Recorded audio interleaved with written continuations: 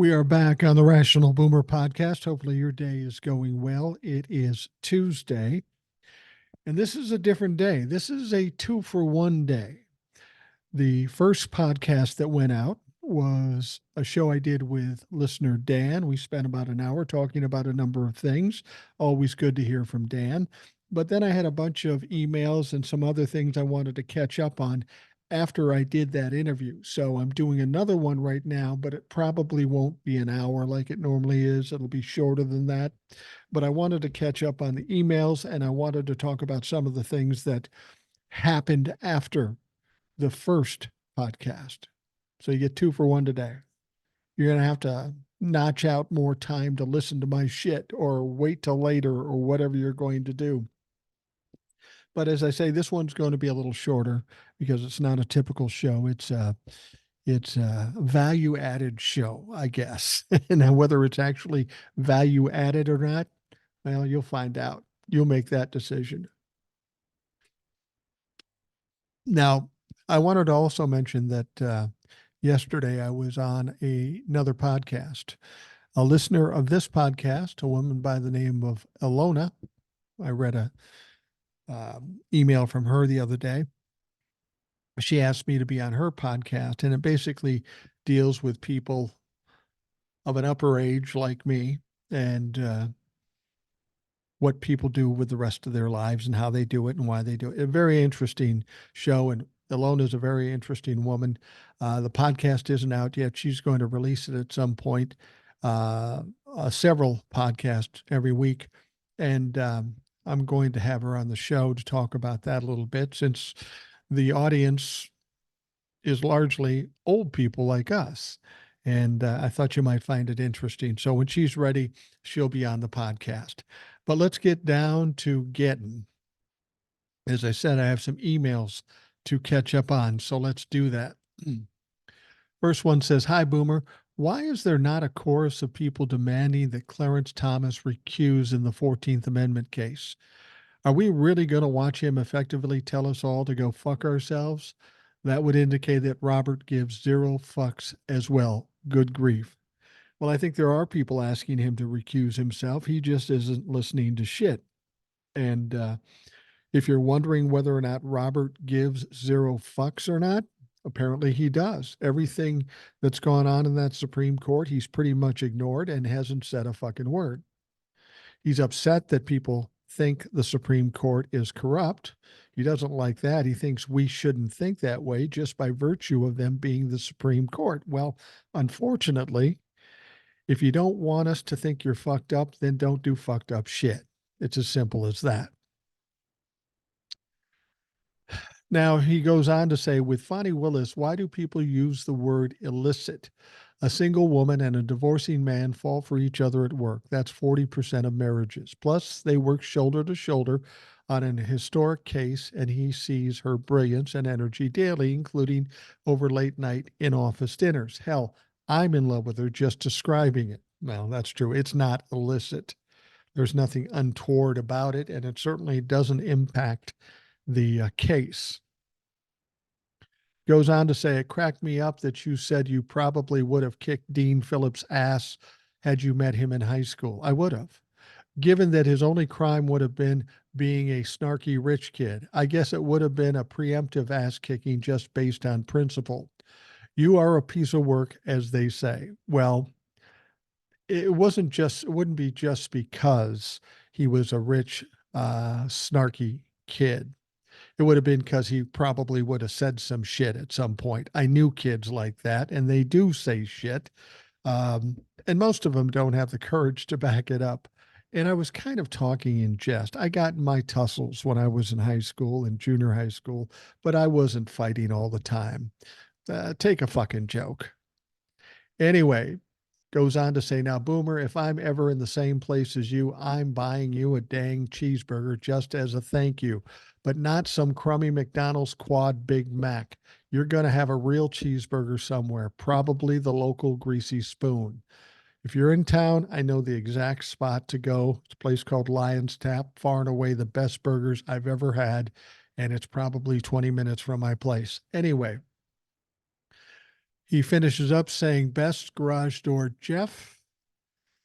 And as not to disappoint, he has a PS. He said, I once test drove a Land Cruiser just to get a free cheeseburger at a Toyota SummerSlam spectacular sales event barbecue. Salesman looked at me enjoying the burger and said, are you going to buy today? I said, no, but good chance I buy it used in 20 years. Give me your card. He gave me a look that said, fuck you, and walked off. Decent burger, though. I like your style. All right, the next one comes from Gussy.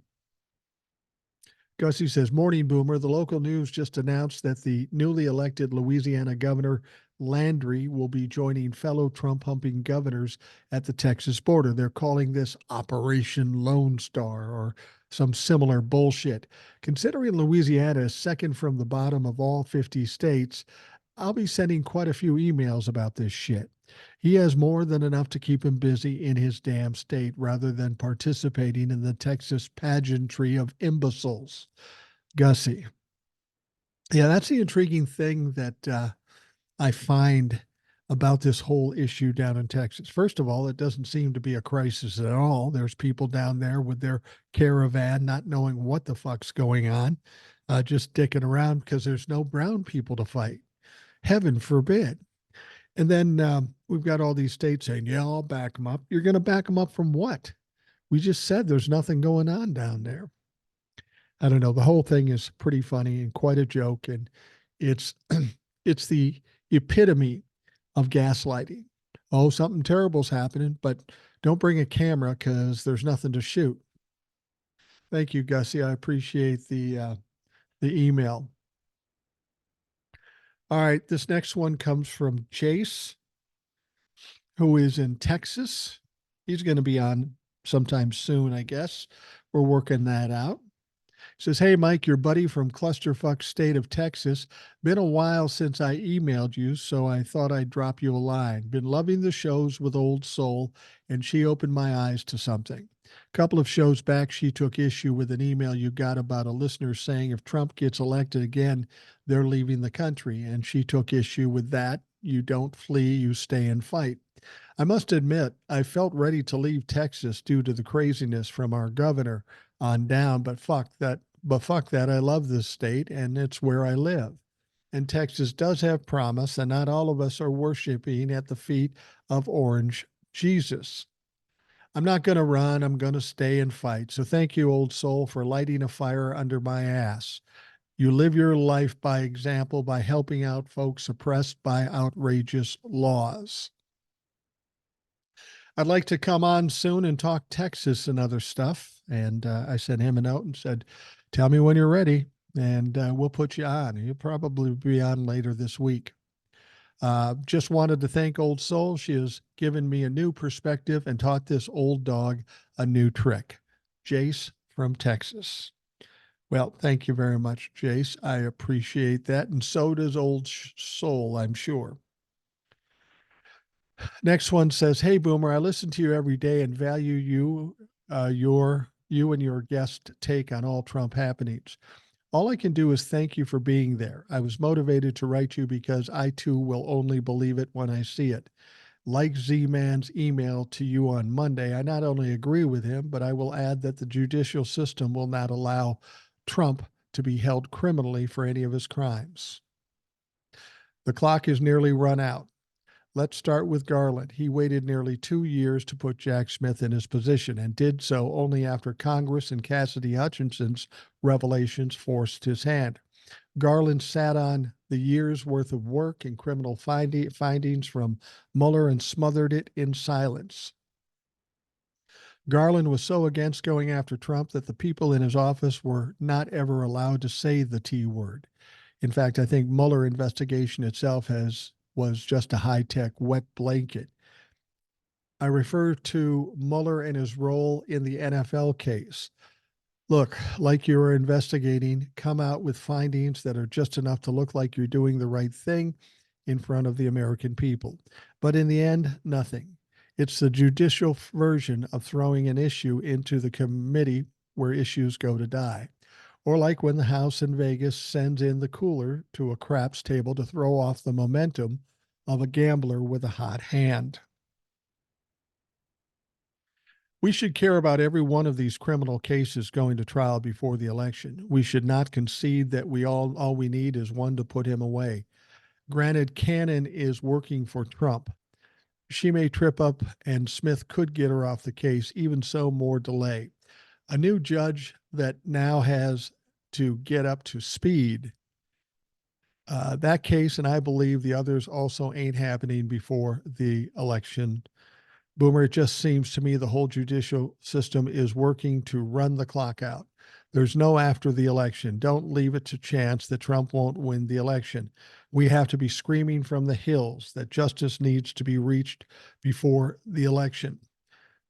So the voters know whether he is convicted felon or not before we vote. Now, if Trump wins the election, these cases all go away. Hell, these cases might even dissipate due to loss of public interest, even if Biden does win.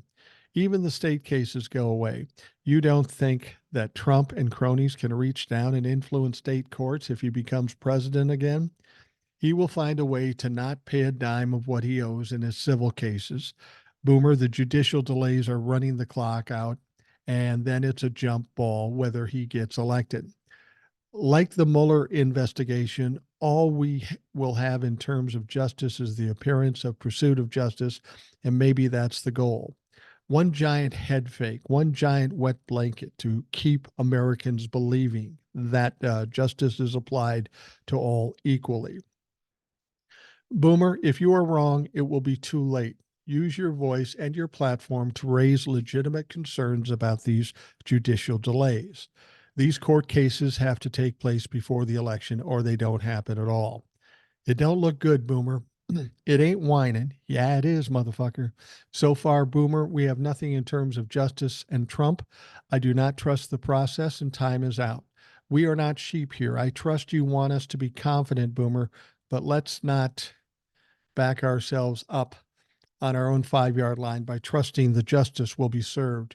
You have a platform to raise the red flag and concerns about these delays. John from New York. I'll agree with one thing with you, and that's it, just one thing. That one thing is this. Merrick Garland, come 2024, when Joe Biden is the president again, he needs to fucking go. I like Merrick Garland. He's a great judicial mind, but he's a pussy. He's a pussy ass bitch. You're right. He sat on it for 2 years and then he got Jack Smith and he's been doing nothing but dragging his feet. I don't care what his credentials are. He needs to fucking go as soon as possible.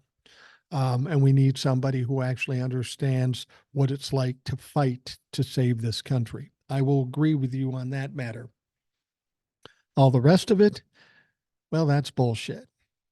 I mean, if you think like that, John, why do you get up in the morning? Why do you get out of the fetal position and get up every morning? People like you, John, told me, oh, Donald Trump will never get indicted. He'll never get charged. He'll never get indicted. Well, he's got 4 indictments and he's got 91 felony charges. It seems like you push the goalposts back every time. Oh, he'll never get this. And then when he gets this, you say, oh, well, then he'll never get that. I get tired of that fucking attitude. Don't tell me all the court cases are going to get pushed past the election. That's just not the case. First of all, the Washington, D.C. case may be delayed, but it's going to maybe be delayed a month. That's fine. That still ends the court case well before the election. But you're forgetting about something.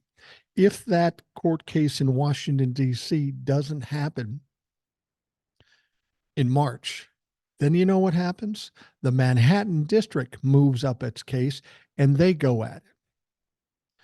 Now, you say that we shouldn't be just counting on 1 or 2 court cases to convict him. We should have them all.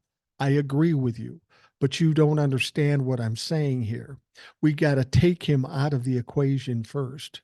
Just because they hit him with 1 or 2 or 10 convictions doesn't mean he's going to get let go from the others, or that I think he should. And he won't. It's like a lion trying to chase down an antelope or whatever, you know? You gotta get them at the legs and make them lame so you can fucking put them down for good. And that's what I'm talking about. The idea that nothing's going to happen and all the world is going to fucking implode is a sorry ass opinion, and I don't fucking take it. I don't listen to it. I don't believe it. All along the way here, everything I've said up to this point, people will say, oh, that will never happen. And then it happens. And then they say, well, then that will never happen. Tired of people backing up the fucking the goalpost. We're on track to get this shit done. When the decision comes as to what he's going to have to pay the state of New York, coming from Engeron probably this week, that is absolutely going to decimate Donald Trump. It's not going to put him in jail, but it's going to hamstring him so he can't do fucking anything. And then all the rest, he'll be like the lame antelope getting torn apart. John, I'd be happy to bet you on any of those things you said. Now, in terms of like New York, not New York, Florida and Georgia, if they go past the election, almost certainly, at least they'll run past the election, but it doesn't matter.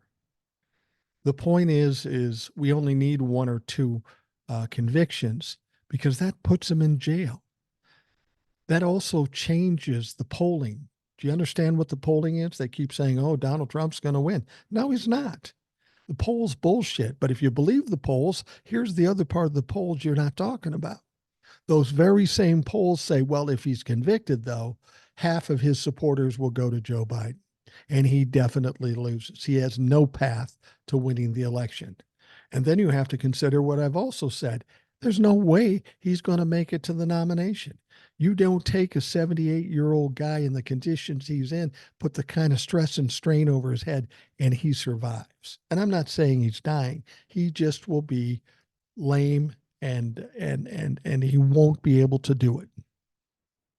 You can believe whatever you want, John.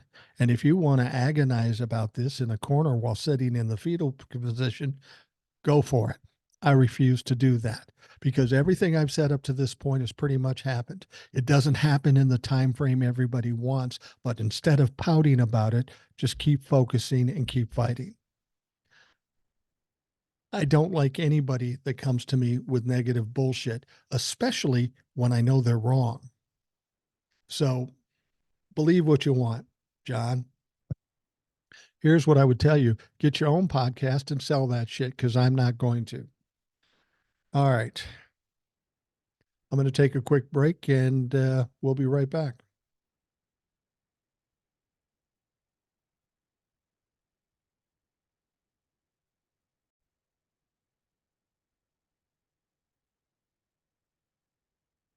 All right. We have a couple more emails and then we'll get to a couple news stories and we'll wrap things up. As I told you, this is going to be shorter than the normal podcast, but it's an addition to one that's already been put up, if you understand what I'm saying. And I know you do because you're smart. Anyway, this one comes from Darren, and he says, hey, Mike, just wanted to say Eric is as sharp as a razor. Love his content just like the rest of the regulars. Just got done watching the new Frontline on PBS. Normally it's an hour-long program, but this one is 2.5 hours. The attorney Robert Ray should be in jail with his outlandish views on his Lord and Savior. Well worth the watch. Let's let Joe save his country to all listening. I can't believe that people can stand behind Dirty Diaper Donnie. Evidence is overwhelming. Love all you like-minded people and those who don't, fuck you. Darren. Thank you, Darren. I appreciate it. He's our friend from Montana. All right. Next one. It starts out, hey, motherfucker, LOL, said with love. I get it. I'm cool. It's Allison in Vegas. I had a stream of consciousness the other day and wanted to get your thoughts. Should these postponements that Trump thinks are in his favor go past November this year? Stay with me here. Then Jack Smith and all the appointed judges can take off the gloves because he'll no longer be a presidential candidate. He is getting tons of preferential treatment because of his failed one-term presidency combined with the 2024 upcoming election. When he loses, he'll be just a regular schmuck with a dirty diaper, and the courts can have it like red meat to a hungry lion. He'll have no mercy, lots of debt, no properties, no friends in Washington, D.C., and hopefully his supporters will wane. A person can fantasize. I don't think he'll survive to November. Again, fantasy, but I believe the postponements are in our favor, not his. I get a flutter in my stomach when the calendar moves further out because I love it. Should I reconsider my stance, or is my point well taken? Thanks, Boomer, and peace out. Allison in Vegas. Actually, your point's well taken, and that's the kind of thinking I understand and can respect. People who come into situations and assume the worst just annoy me. I wonder how they even survive day to day. I know people like this. They look at everything as the worst possible situation. And I tell you what, you're just going to attract that kind of thing. And that's why I don't want to be near anyone like that. Now, Allison, you're absolutely right about this. I do think we need at least one court case to be completed before the election just to set the tone. But when that court case is completed, he gets convicted. Joe Biden wins the presidency. You're absolutely right. After that election, I guarantee you, Donald Trump will come out and say, well, I'm running again in 2028. No, motherfucker, you're not. And it will open the doors and make things a lot easier for Donald Trump. That's what people have to understand. He's going to get taken down even with this preferential treatment. But once it's over and he's got nothing protecting him, he is going to get absolutely crucified. I think you're absolutely right, Allison. And that is a good take on that situation. There is no way Donald Trump gets away with any of these things. You know, I say he only needs one or two convictions.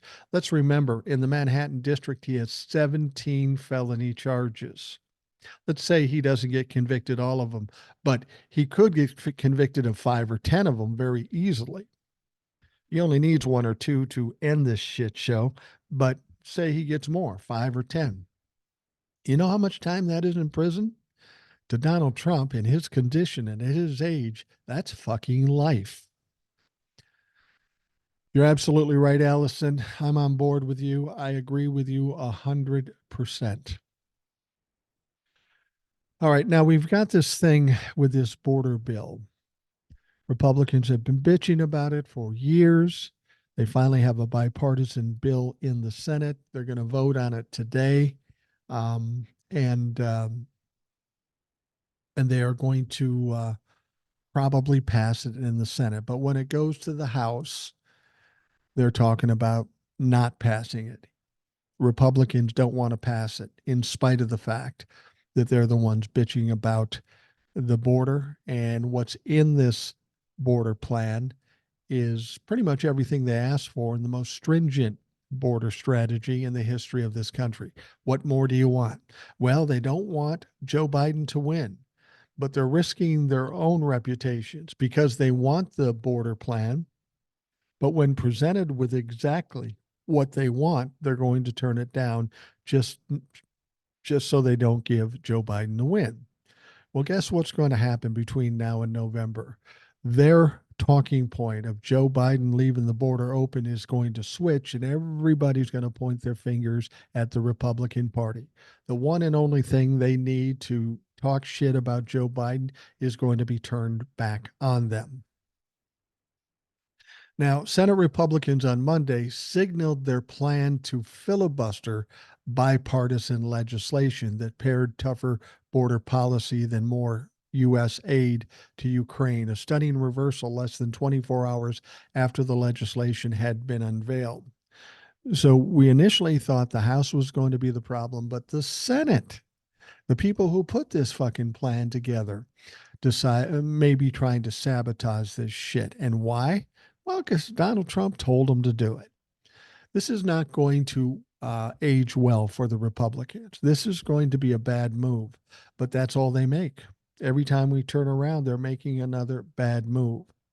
Now, with ex President Donald Trump urging them to kill it and many on the right up in arms about the proposal, top Senate Republicans emerged from a heated closed door meeting and said they needed more time to review the agreement, suggesting that a scheduled Wednesday vote to advance the bill is all but doomed to fail. See, this is what they want to do. They want to keep pushing it back. Everything's about delays with the Republicans, but they're only delaying the inevitable.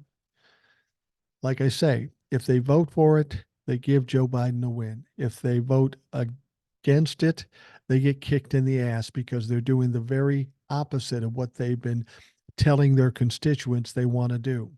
This is a lose lose situation for the Republicans. And honestly, I wouldn't care if they turned it down and took the beating. I wouldn't care about that. The only one issue about it is the money for Ukraine. I cannot believe Republicans can't see the importance of giving Ukraine money. If you don't give them money and Russia overruns Ukraine and takes it over, they're just going to keep going. And then they're going to go to a NATO country, and now we've got a third world war. Why they can't think ahead, they're more concerned with owning the libtards than they are the future of this world. Now, Minority Whip John Thune, a Republican from South Dakota, told reporters on Monday, I think there's a very real concern that there hasn't been adequate time. And I think that Wednesday vote is going to be, for the most part, our members too early. Motherfuckers, you got a convoy down there because it's so urgent on the border. You talked about how horrific the border was. There was all kinds of urgency when you were trying to blame Joe Biden, but now when it means actually doing something, we need to slow it down. That's Republicans for you, these dumb motherfuckers. Now, Senate Minority Leader Mitch McConnell also recommended to his members in the meeting that they should vote to block the package from moving forward, according to Punchbowl News. The recommendation is particularly stunning given that McConnell had cheered the negotiations over the border policy for months.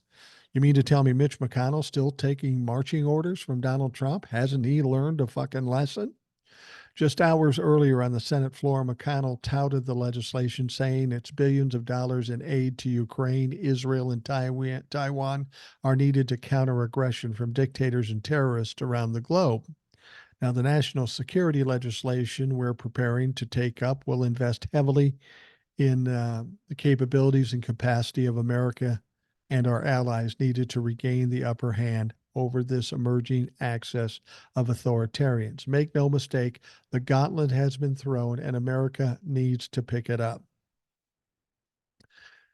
But here's the interesting thing. The biggest Republican reversal on the bill may be Senator James Lankford. You heard that name? He's the guy that put in months of work to try to come up with a compromise on the border security, and who has, as late as Monday afternoon, had been urging his GOP colleagues to read the bill before offering negative knee-jerk reactions to little avail. He's been supporting this bill. He's one of the architects of this bill. Now, after a closed-door meeting Monday evening when Republicans held a heated discussion, Lankford said he anticipated that Wednesday's vote to advance the bill would fail. Moreover, he repeatedly declined to say whether he would vote in support of his own motherfucking bill. I tell you what needs to be done here. The Republicans are going to do what the Republicans do. I really thought that ultimately this would get passed, and I still think it may, because this is what Republicans do. They walk us up to Armageddon, to the end of the world, and then they cave and they vote for it. If they don't vote for this bill, they are going to take a beating. And this is when Democratic messaging needs to start to take place. The moment they shut this down, if they do that, Democrats all over the country should be screaming at the Republicans about how they're leaving the border open, like they did to Joe Biden, and constantly put this in the ether, put this in the media.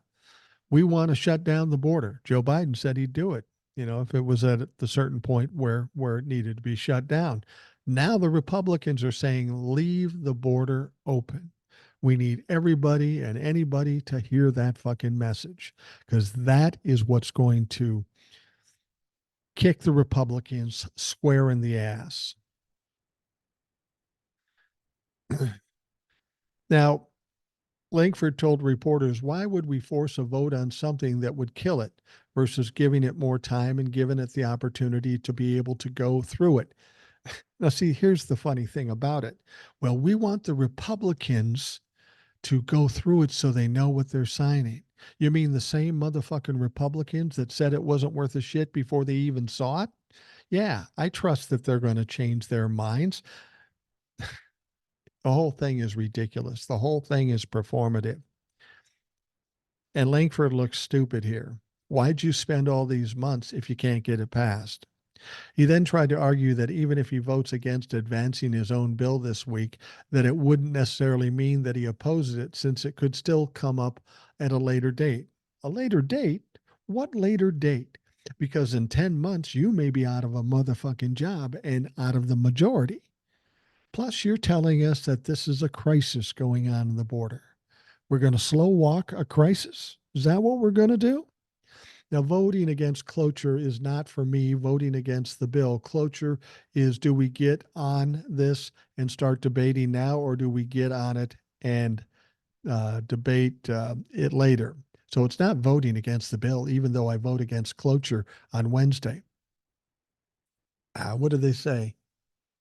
Justice delayed is justice denied. Doesn't really apply here per se, but you know what I'm saying. These people have been screaming about the border for years, talking about how Joe Biden wants to keep the border open.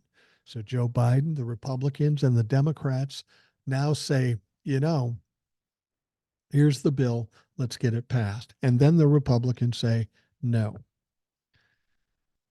I have never seen an organization more fucked up and more unaware of what to do in given circumstances. They think this is expeditious for them in the upcoming election.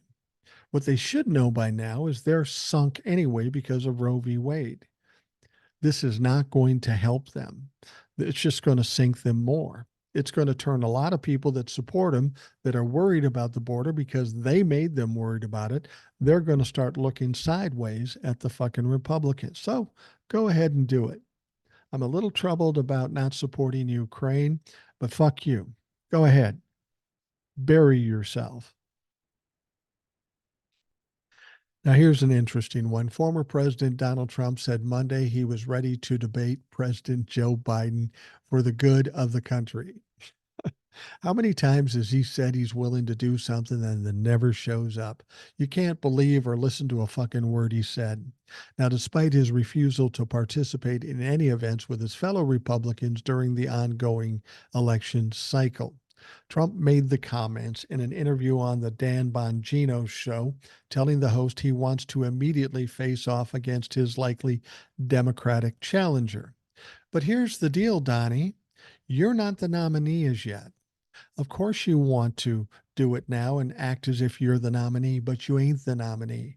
Win the fucking nomination, and then Joe Biden will fucking debate you. Trump told Bongino, I'd like to debate him now after attacking Biden for not being able to answer a question. Please, motherfucker. Are we going to talk about that again, that he can't put together two sentences? Have you heard any of your rallies? Have you seen any of the news clips where you look like an absolute motherfucking fool? He says, we should debate. We should debate for the good of the country. Since when has the good of the country been on your mind, Donnie Trump? You have done nothing, zero, that is good for this country. You have been a scourge, a cancer on this country, and we're just trying to extricate you from this country.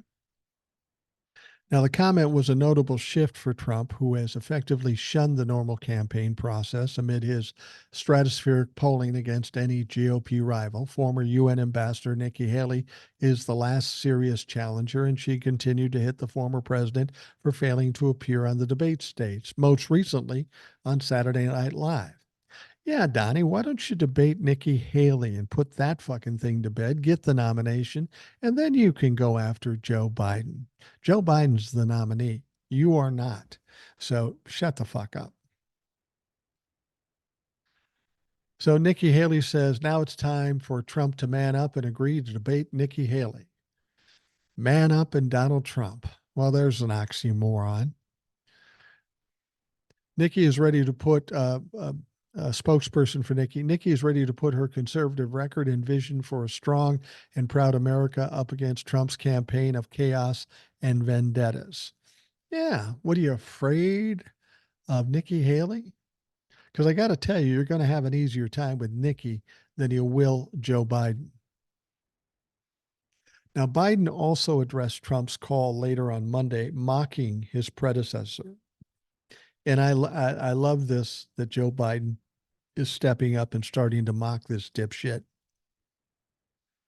And this is what Joe said immediately. Well, if I were him, I'd want to debate me too, he told reporters in November, because he's got nothing else to do. Voters will likely not see the pair on stage together until much later in the year. The Commission on Presidential Debates has 3 debates planned for November's general election, September 16th, October 1st, and October 9th.